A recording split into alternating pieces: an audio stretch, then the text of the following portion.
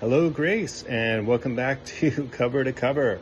Today we're working on Ezekiel chapters 24, 24 and 25, Jeremiah 21, 34, and then also Ezekiel 29, 30, and 31.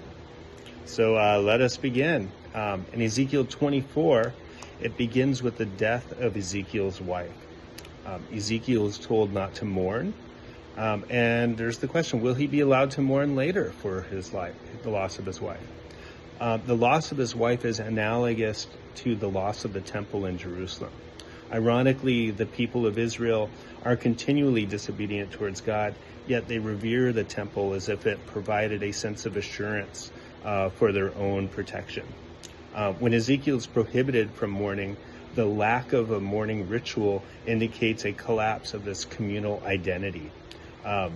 The prohibition against mourning signifies that when the temple is destroyed, everyone is going to be a mourner, and there will be nobody else left to provide comfort. And so it's the collapse of that whole structure, the sitting Shiva, the whole idea of having a ritual, a grieving ritual, participating in the community. It's only in Babylon that Ezekiel is finally allowed to mourn after the notification of Jerusalem's fall. Next, there's a series of judgments against the nations surrounding Israel, beginning with Ammon in the northwest, and then Moab to the west, and then I believe Edom to the southwest, and then finally Philistia. Ammon is being judged for having a sense of schadenfreude, for delighting in Israel's own suffering. The judgments against the nations, beginning with Ammon, are a reminder that God is king, not just of Israel, not just of Judah, but over the entire earth, as at the end of the day, God judges all the nations. Next, we have judgment on Moab, saying Judah is like all the other nations. In this sense, it seems as if Moab is actually attacking the reputation of Israel's God. The victory or defeat of a nation often symbolizes the strength or weakness of its gods.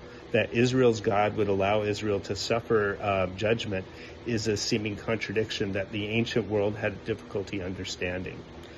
God works with his people in mysterious ways. In the past, he worked in ways that people couldn't make sense of then, and he continues to do so presently.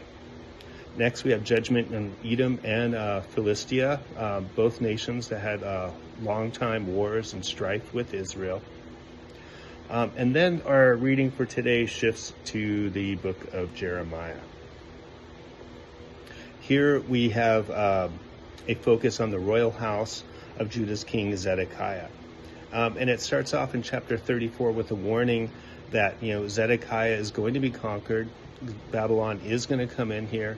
And he's kind of like, as you've seen elsewhere in previous days' readings, he's encouraged to just submit to this. This is God's judgment. He's told this is what's going to happen.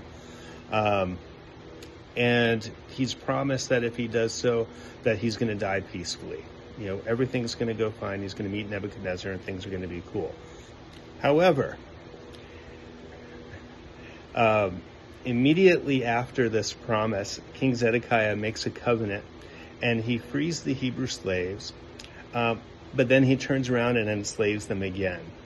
In the text and historically, it seems that Egypt came up and met the Babylonian army. And so for a brief moment, Babylon withdrew. And maybe in that moment, Zedekiah thought that, they had been redeemed, they had been saved, that Babylon is withdrawing, and decided to re-enslave all the slaves that he had released. In any event, he re-enslaves all of those people. Babylon comes back. Babylon conquers Jerusalem. And what we will read later is that Zedekiah is then blinded after being forced to watch his sons be killed, and he ends up dying in prison. So, what's next? In Jeremiah 21, Judah is also judged, and what they're being judged for is for not bringing justice to the people, for not rescuing them from their oppressors. And this seems to be like the primary job of what a king, what a ruling, body is supposed to do. They're there to uphold the oppressed, to protect the widow, the orphan, and the stranger. These are the triumvirate of people that whenever it talks about justice and righteousness, it talks about, the downtrodden. And so it's really explicit in this passage in Jeremiah that, the kings of Judah have failed in this obligation. And so then we carry on to Ezekiel 29, verses 1 through 16, then Ezekiel 30, and then finally Ezekiel 31. And all of these are prophecies against Egypt. Egypt, unable to protect Israel. Egypt was a staff made of reeds. We even hear that as the kings of Assyria complain about Egypt and advise Israel to not rely on Egypt for any protection. In Ezekiel 30, it describes Pharaoh as having broken arms. And then finally, in Ezekiel 31, Egypt is compared with fallen Assyria. And it's important to remember that when Abraham, 2000 BC, when Abraham went down into Egypt, the pyramids were already constructed. Abraham saw this very glorious, very huge, empire. And Egypt had a legacy. Here we are, coming up on 1,500 years after Abraham. Egypt was considered a very ancient empire, and expected that it was going to continue to live and continue to endure.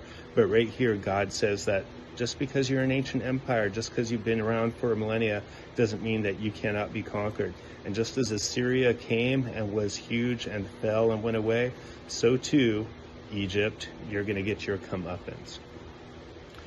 And that is today's Cover to Cover.